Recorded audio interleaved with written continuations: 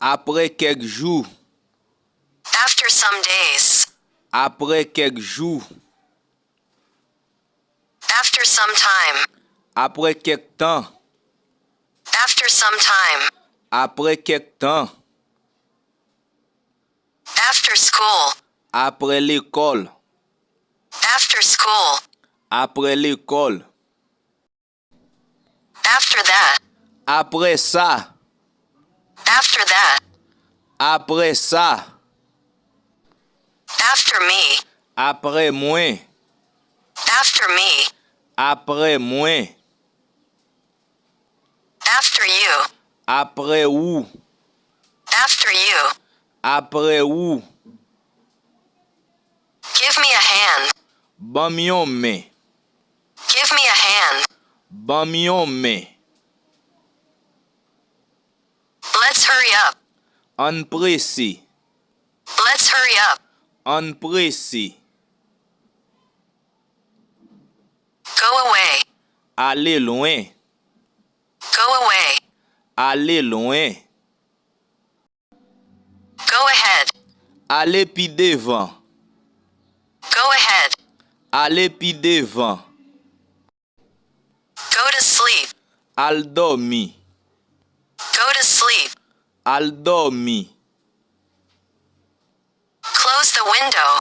Ferme fenêtre là. Close the window. Ferme fenêtre là. Close the door. Ferme porte là. Close the door. Ferme porte là. Close the eyes. Ferme yeux. Close the eyes. Ferme yeux. Close your mouth. Ferme bouche ou. Close your mouth. Ferme bouche ou. Shut up your mouth. Ferme bouche ou. Shut up your mouth. Ferme bouche ou. I'm coming now. Mwen vini kounye ya. I'm coming now. Mwen vini kounye ya. I'm coming. Mwen vini.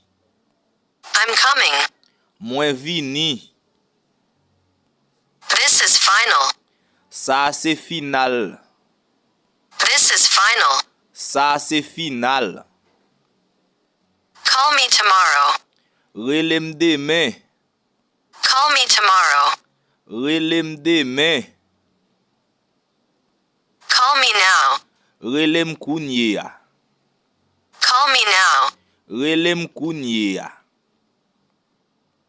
Listen carefully. Koute ak an pil atensyon. Listen carefully. Koute ak an pil atensyon. Get up. Leve. Get up. Leve. Believe me. Kwe mwen. Believe me. Kwe mwen.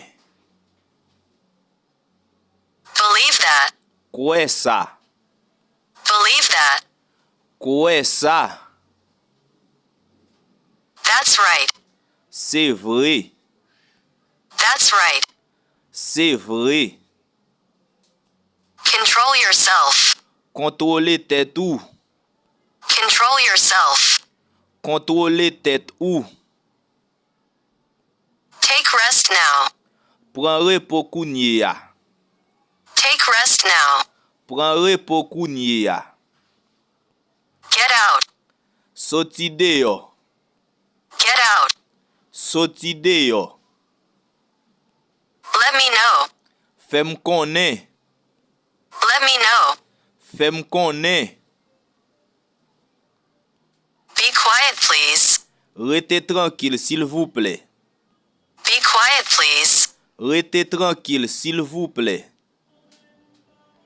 I feel something. Mwen senti yon bagay. I feel something. Mwen senti yon bagay. Go ahead. Ale pi devan. Go ahead. Ale pi devan. I see you. Mwen wè ou. I see you. Mwen wè ou.